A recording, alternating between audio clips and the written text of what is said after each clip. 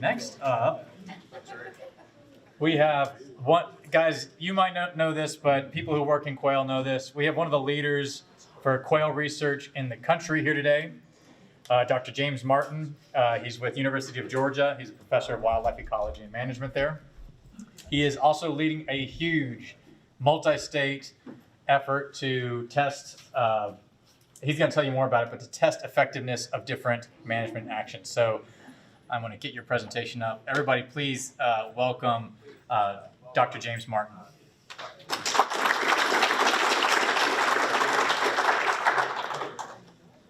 Normally, this is where I pick on some other SEC football school because Georgia's won the last 2 national championships, by the way. But picking on Maryland football is really not a lot of fun. And so now is where I tell you that I'm a Duke fan in basketball. So we have any Maryland basketball fans? Of course, you're not going to raise your hand because you're not very proud of it. But yeah, so it's an honor to come up this way. We wanted to leave the cool climate of Georgia and come up to Maryland for a day, and apologize, we'll have to leave at 3 o'clock to make a flight back to Atlanta today. But yeah, this is exciting. I wanted to come up here because I've heard a lot of good things about people's interest. And I'll go anywhere there's people interested in quail.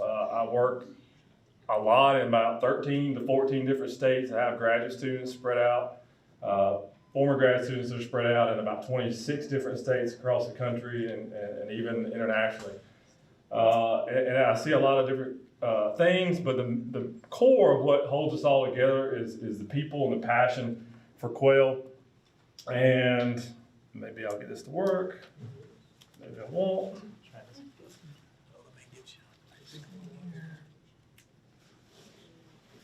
We professors aren't very good at technology, as you can tell.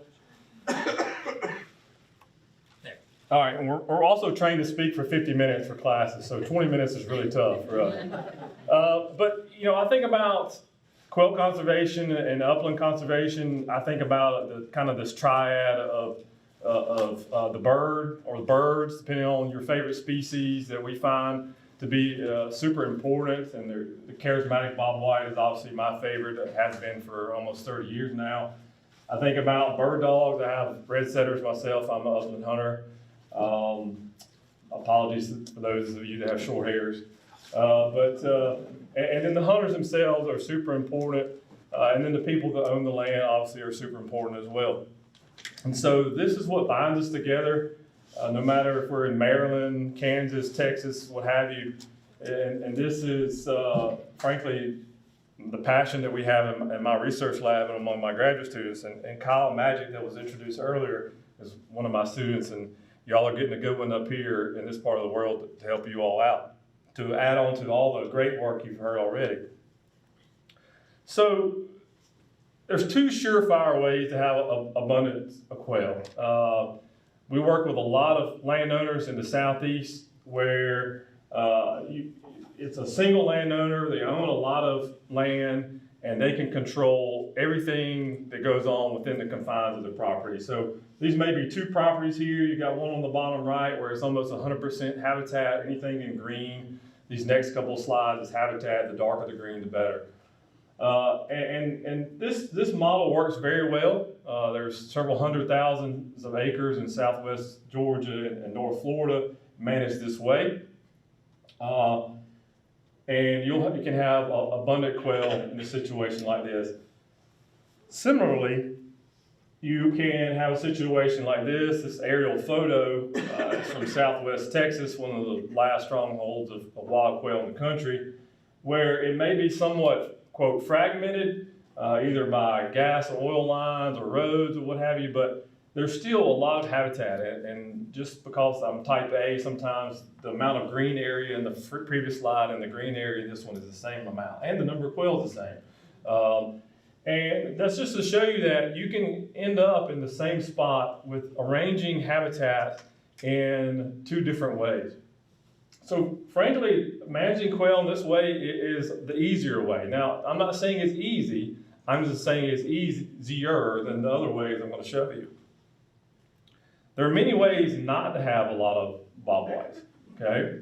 Where we have areas where there's no habitat, and what might be in the margin of these fields or forests is marginal, suboptimal habitat, and such as the aerial image on the left, that's Belzona, Mississippi. Has anyone ever been there before? You should go. It's the catfish capital of the United States. And you can see some catfish ponds over there on the left side. And what you see, it's farmed ditch to ditch, row crop.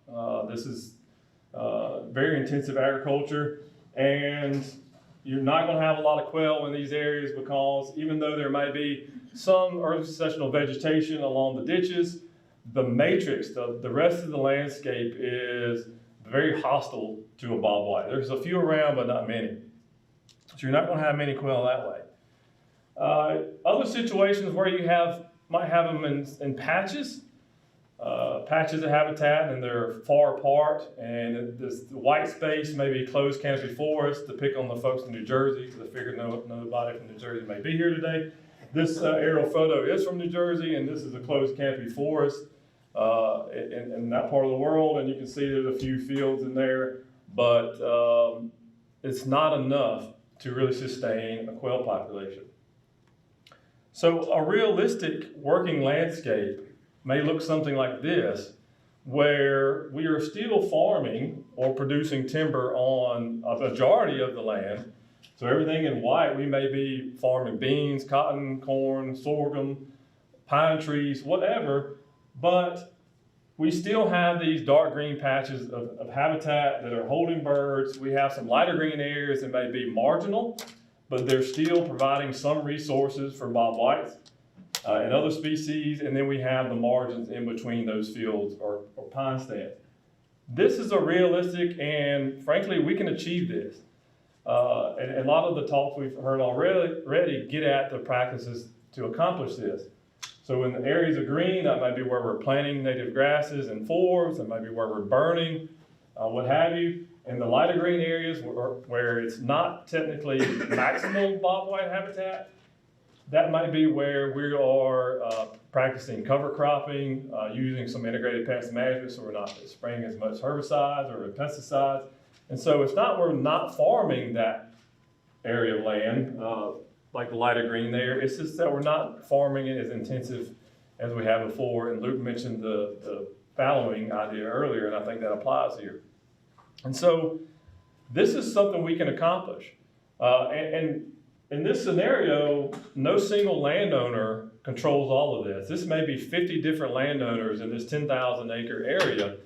And as long as some of the landowners are doing the work and collectively we can make a large impact. So one of the questions I get a lot is, but how much habitat is enough and how close does it need to be? You know, if you're a typical landowner, you're on less than 50 acres, you don't control miles and miles of land, and so you can't do it all on your own. And so who is your neighbor from a quail perspective? And so we've done a lot of research on this, and I'm going to walk through these next slides, and they're a little bit data heavy, but we did some modeling in Kentucky, and that's where this aerial photo was taken in a conservation reserve enhancement program area in Kentucky. And let's, for example, pretend we're standing right there next to that barn, and there's a covey there. And the question is, how far away from that covey will our habitat management affect that covey right there? And so the answer is as far away as 10 kilometers or 6 miles. I had to convert this back to metric for you. Unfortunately, us science nerds have to deal with metric a lot of times. But as far away as 6 miles, the habitat or what goes on that landscape affects that covey around that barn. Now, after 6 miles, the importance of what's going on goes away, but there's still some minor influence as far as 6 miles away. If you go, to show you how big an area that is, that's 77,000 acres. If you draw a circle around that and you calculate the area of that circle, that's 77,000 acres of land that's influencing that covey at that barn. Okay, so it's not just what you do at that barn that's going to make that population increase or decrease. It's the barn that's 77,000 acres around you. Now, if we go to the point where something is half importance, so the importance value on that y-axis is 0.5, and which happens at about 2.4 miles away. So at 2.4 miles away, what your neighbor or second, third order neighbor does has an impact on that covey. And that area of that circle of 2.4 miles is 20,000 acres. So I don't own 20,000 acres. If you all do, that's great. I'd love to come hunting your property. But the cumulative effect of all the neighbors and who's doing the work in that 20,000 acre is controls somewhat of the fate of the birds on your property. And so we have to work together, and that's been the theme of the day, which I'm glad to hear about it, is we have to work among each other, among properties. And the one way we do that is we use programs like the NRCS Working Lands Wildlife Program, we use CRP, so that we are getting owners on the same page to manage these large landscapes. So that gives you an idea on what is a quail landscape. Okay, so what does this mean in practice? Let's make it a little bit more specific. So let's say we're thinking about enrolling lots of land in a whole field enrollment practice. So this may be CRP, it may be one of the EQIP practices, but we're going to take whole fields, and thanks for Dan sending me this picture the other day. We're going to make it look similar to this. Okay. How are we going to do that? How much do we need to see an impact for quail? All right, let me walk you through this graph because the next couple of graphs are going to look like this. On the x-axis, down at the bottom, we have the number of acres we're going to enroll in a whole field practice looking like that previous picture. So anywhere from 0 to 1,000 acres. And obviously there's other habitat on the landscape, not just the whole field, but we're adding either 200 acres, 400 acres, 600 acres, 800, etc. The y-axis is what is the average distance between all those fields that we're going to enroll? So are they 2.5 kilometers or about a mile apart, or are they several miles apart? All right, y'all getting that? Okay. So to put that in a little bit more context, in these next slides, the amount of green area, the quote habitat, the amount of those squares is going to be the same. All I'm doing is changing how far apart they are. Okay? So if they are 7.5 kilometers, so several miles apart from each other, then, and we have 800 acres of them, we go up and we say, all right, they're 7.5 kilometers apart. We're adding 800 acres, and we're going to go up there to where that star is. And that means we're going to add about 2.7 coveys per 100 acres, okay? You can do the math pretty quickly, about 12 to 14 birds per covey. So that puts us, using UGA math, I think probably around 30 birds or something per 100 acres. That's about a bird per 3 acres, which is about, it's below what someone could go out and find with bird dogs, especially if they're using short hairs. Jess has a short hair, and I always got to pick up. I knew somebody would appreciate that joke. This next slide, I'm going to show you that we're going to keep the amount of the fields the same, but now I'm just going to bring them in 2.5 kilometers apart on the average. Same amount, I'm just bringing them closer. Now we go from 2.7 to close to 3.7. So we add a whole nother covey just by bringing them closer. We haven't spent any more money because the amount of enrollments is the same. We've just brought them in closer, okay? So what if we then kept them close, but then we reduced the size in half? Then we're going to move back closer to 2.7 coveys per 100 acres. And so the point here is that it's not just the size of the patch that matters, it's how far the patches are. And so you can get a lot of good work done by having a lot of small patches as long as they're close by. And so in this landscape of Maryland, and I've studied the aerial photos, many of you all own small tracts of land, and I only own 7.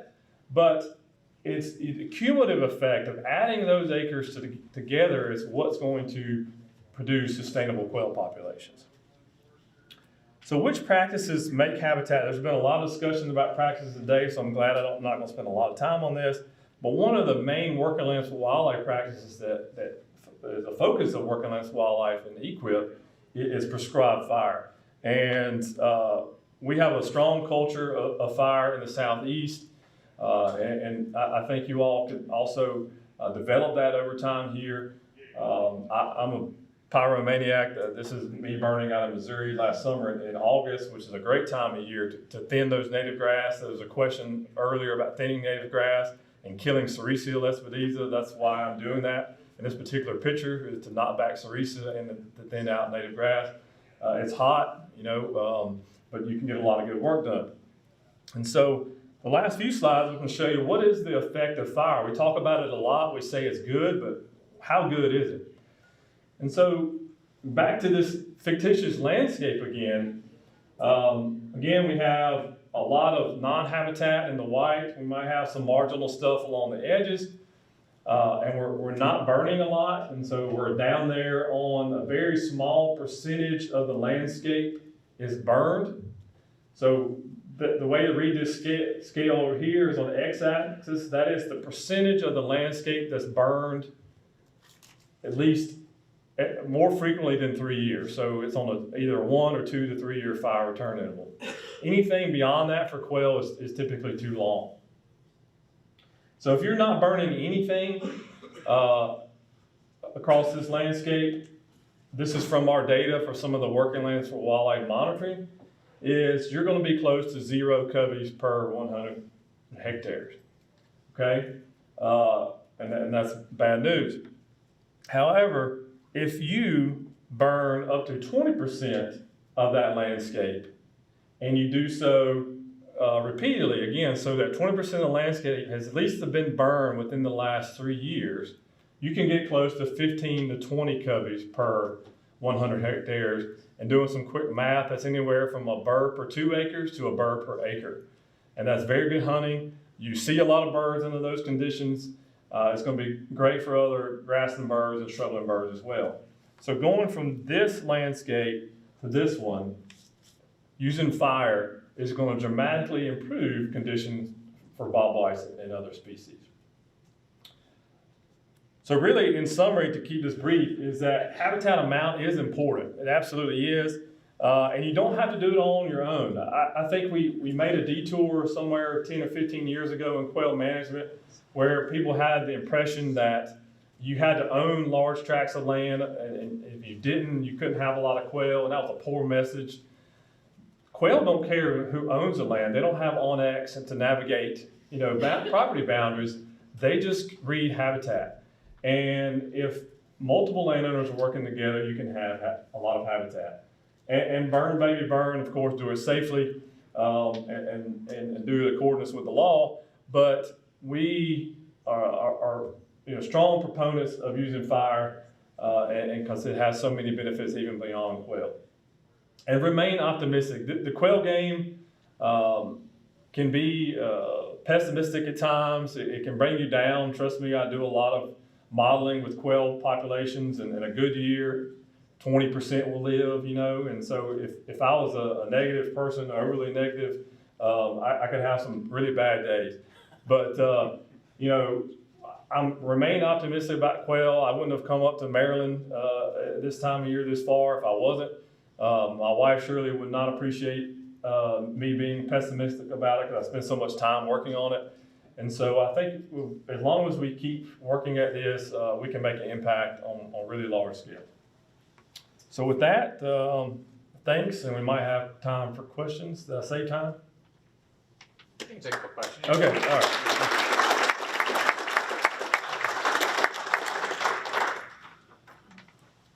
Any questions? Don't be scared. Yes, sir. Can you all hear me all right? Yeah. All right, good. So what is the smallest, just say you've got one plot of land and you don't have connections around, say it's all neighborhoods around you. What is the smallest plot of land that you're gonna be successful in creating habitat for quail? Yeah, so the question was, what's the smallest tract of land you could get by with managing for quail if you had no neighbors that were managing for quail? Is that a fair? That's $1 million question, and I'm gonna give you a $50 answer. We've seen some properties be successful with 1,100 acres. I've seen some that were moderately successful with 600 acres. I've seen that, but that doesn't mean you couldn't have fewer than that. That's just what I've observed.